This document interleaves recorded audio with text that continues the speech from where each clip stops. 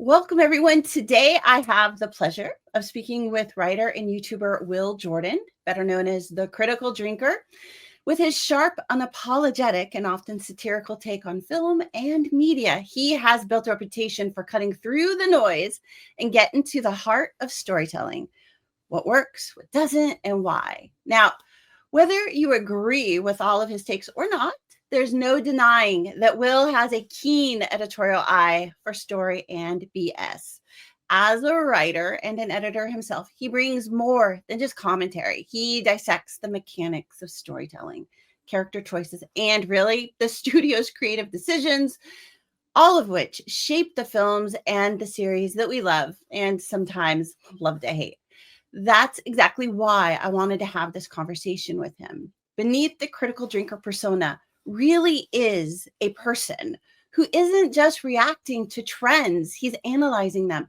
And today we're going to dig into how he sees story and kind of what drives those critiques and his passion for media analysis. Will, thank you so much for being here. I'm so glad you're here. Thanks for having me. I just want to say as well, you made me sound way more impressive than I actually am with that intro. Thanks.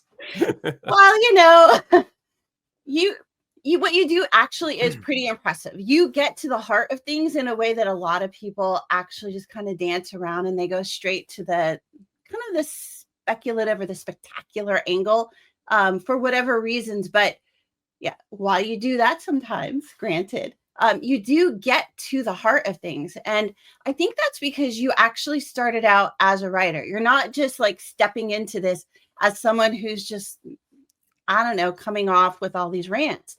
You're actually coming at it from a writer and an editor perspective. Yeah, and it really helps because I spent about 10 years writing novels, and in that time, I guess I've learned a few things about what works in storytelling, the structure of them, and so on, how they're all put together, the nuts and bolts of it. And it's nice to be able to apply some of that experience to the films that I analyze, because I can see a lot of the time what the writers were having to do in order to make certain things happen in a film. And so maybe I understand a little bit about why things end up shaking out the way they do in a particular movie. So it's great to be able to take it apart that way. And each movie that I look at is just another little puzzle to unravel, and it's kind of a fun process. So if I can shed some light on how that works, great, I've done my job. Yeah, I agree. I went through an MFA program. I'm a writer, I'm an editor. I'm actually a technology storyteller. And I really do look at writing and movies and scripts as a puzzle. And it is a lot of fun to kind of pick apart. The only problem is once you start doing it, you have a hard time stopping. Yeah, once you've seen how the sausage is made, as they say, it can taint your appreciation of other things. Like sometimes I can still switch my brain off and just be like, okay, I'll enjoy this for what it is and not really think too much about it. Other times, yeah, sometimes you start to see the tricks that they had to pull to make certain things happen. Yeah, you can kind of see the studio's hand a lot of the times in what their writers are pulling off, and you're like, oh, I don't think that's a writer's choice right there. Yeah.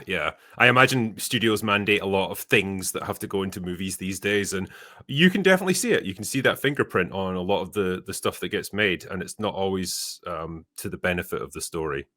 Absolutely. So you mentioned your novels. So for about a decade or more, you were really like that was your main focus was writing novels in your the Ryan Drake series. And Yes. those really are like thrillers, crime, CIA, spy thrillers. Is that a genre that you really love? Was that kind of what got you into writing that particular genre when you started out? Yeah, it was literally the kind of books that I enjoyed, and so it made sense for me to go into that genre myself. Like, I'm not going to try and write books in a genre that I don't enjoy personally. So it was just a natural progression for me, and I think it allows me to do a lot creatively. With the setup that I had for the characters in the Ryan Drake series, I can send them to any far-flung place on the surface of the earth, and have a good time like learning about a new country, a new culture, like the locations that they're going to visit, the history behind it, and bring some of that into the books. Like I do very much enjoy the history of places that characters that go and what shapes them into the places they've become today. I think that's really interesting, and if I can work some of that in, great. You know, so all of these things just mirror what I personally find enjoyable and interesting. Yeah, and I have to say when you're building, like I've done a fair amount of story analysis of different genres, and I have to say one of my favorites is also the spy thriller because you really have to build those beats in, and if you screw up a beat, you kind of sink the story in a way. For sure. There's been a few times when I've been writing and realized like 2/3 of the way through the book, uh-oh, I've made a bit of a mistake here. I'm gonna have to go back and correct it. And that's like an extra month's work to Yeah. go and rewrite half the manuscript. So it's partly why I plot my books. Like I really try and plan them out in advance before I start writing them. And it helps me so much because I can see most of the time I can see when I've written myself into a corner and avoid it. Yeah. So yeah, doing that extra work early on definitely helps. It saves you so much time later. Yeah, it when it comes to character development too, like in a novel, you have the luxury of space and time and words where you can really get into like who that character is, develop their choices and impulses. In a film, it's a little bit different. And I don't know, lately it feels like a lot of the characters that we're seeing in media or on film are a bit more shallow. Like, do you am I wrong in this? Are studios having a harder time creating compelling characters? Or is it just me being a little more nitpicky than usual? I think complex characters require attention to detail and attention on the part of the audience, which they don't often have now. And I think in some ways, Hollywood's catering to the TikTok generation who have an attention span of about 10 seconds. And so, for that reason, yeah, a lot of the characters are really simplistic, and there's less going on in terms of their inner conflicts, their inner motivations. There's less layers to what they do for all those reasons. Like they know that their audience generally isn't going to bother paying attention to a lot of what they do. So, what's the point? Which is a real shame because you're missing out on such great experiences in terms of new characters, new stories that really move you. And it's very difficult to move people in that kind of way when you're working with such a limited toolkit, which they seem to be now. Yeah, I think that's really true. It actually gets to a point that I maybe harp on a little too much in my reviews, in that I really do think that studios nowadays are designing characters and films and scripts and themes and stories and messages and whatever else they put into their films um, based on the buying public. And so, like, whether they really believe what they're putting out there, I can't say, but they like aim their machine at like, oh, these people are really loud right now. Let's fire off some movies that'll hit that group of new customers. Yeah. And I just feel like that is the wrong approach because you end up getting films that just feel flatter. And I feel like somehow we've lost that golden age of like the 1980s, 90s, and early 2000s storytelling that used to define cinema. I think so, yeah. The result that you get nowadays in a lot of cases is very, very safe movies that feel like they were designed by committee. And so they're so desperate not to offend anyone that they just come across as bland and they have no bite to them anymore. They don't really have any rough edges that make them just a bit different, a bit more challenging. Partly because of the sheer amount of money involved now. It used to be, we look back at some of the films that my friends and I have as our personal favorites, whether it's like the Terminator movie or Aliens or things like that. Those movies were all done on pretty small budgets, like $10 million or less in a lot of cases, which is peanuts in today's money. And you couldn't do that nowadays. Movies now have budgets of 2, 3, $400 million, and when you're throwing that much money at it, you're gonna have to play it safe because you can't afford to take huge risks on things like that. And yeah, the result is just a watered down product that doesn't have as much artistic merit because there's not an artistic drive behind it. There's a commercial drive, and that's all you get now. Yeah. When you turn a story into a product, you kind of lose the whole point of it being a story. Yeah. And I get that, like, Hollywood's always been a business. Mhm. Ultimately, people make movies because they do want a return on their investment. They want to make money, but you do like to also believe that there's some kind of artistic drive behind it. It's not just being done purely as a cynical money-making exercise, and there's no care for the end product. There used to be a balance there, and I just think we've lost that. I think you're right. I think you're absolutely right.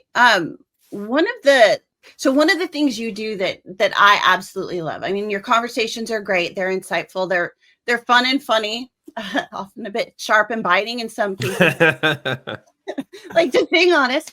But it's your video essays that I actually love. When you take the time to write out and then script out and record some of these video essays, I think that's where your editorial skill really shines, and you're actually your love for film. I mean, it's very clear that you love movies, which I think a lot of people don't. When they're busy critiquing The Critical Drinker, they're not realizing you're coming at it from the side of love, not the side of like, let's just take this down and destroy it. Yeah. But in the Star Trek unification video essay that you did, I'll admit, you brought a tear to my eye. I was like, what the hell, Will? Like, this isn't what I was expecting. But you really dug into that particular story. And it's just a short little film in such a way. And I'm just wondering, like, when you first watched that, were you like, I've just got to write a video essay on that? I've got to talk about this. Like, what was your immediate response watching? My immediate response was I watched it again straight away because I just couldn't believe how much this captured the soul of Star Trek in a way that nothing in the past 20 years has. It was just uncanny. And particularly the fact that it's centered around Kirk and Spock and, that era of like the movies, especially in the 80s and the early 90s, like that was Star Trek for me. That was like the ones I grew up with watching. And so I suppose I had that personal connection to it. It was just a really, it cut to the core, I think, of what I'd been mourning the loss of in Star Trek. And, I can make 100 videos ranting about how Star Trek Discovery sucks or whatever, but something like that just meant so much more to me because it showed me what I'd been missing. And I wanted to share that with other people as well. It's not just about hating on things that they're making now. It's reminding people, this is how good it used to be. And this video was just a silent film, effectively. It was about the emotion. It wasn't the ideas, the deeper ideas that you often get in Star Trek, but it captured the spirit of it. And the nostalgia, the love for these characters. And I just wanted to share that all those emotions that I felt just watching those 7 or 8 minutes of footage, I wanted to try and express that as best I could. And hopefully I did an okay job with it. I think you did. I mean, you inspired me to do something like I've never done. Like, it just feels weird to do a review of someone's review. Yeah. But you did it so well that I felt the emotion that you were feeling, and you got me to go watch this little film that I had not yet watched. And when I was watching it, I had those same reactions. I remembered those times like sitting with my mom, watching Star Trek, watching Kirk and Spock, and just that magic that science fiction brought to us back in like the 70s and 80s and 90s. And it just seems, not that it's gone, but dampened quite a lot lately, and I miss that. So you touched on that a lot. It was nice to have that little bit of a reminder that it can still be good. Whether we'll get anything like that again, I've no idea. It's really funny that the video is actually unlisted, but it still had like 20 million views. And I think that's Paramount weren't too happy about it getting made, and so they forced the makers of it to unlist it, and yet still there's that huge groundswell of support for it that it's gotten this crazy amount of attention. Yeah. If you want to talk about messaging, like, hey, Paramount, that is a message you need to hear. Like, when you get that kind of groundswell from an audience, you get the sense of like, wow, this is where the audience is right now. This is where we need to go. We need to learn a lesson from this. And I don't know that they're taking that message and learning from it.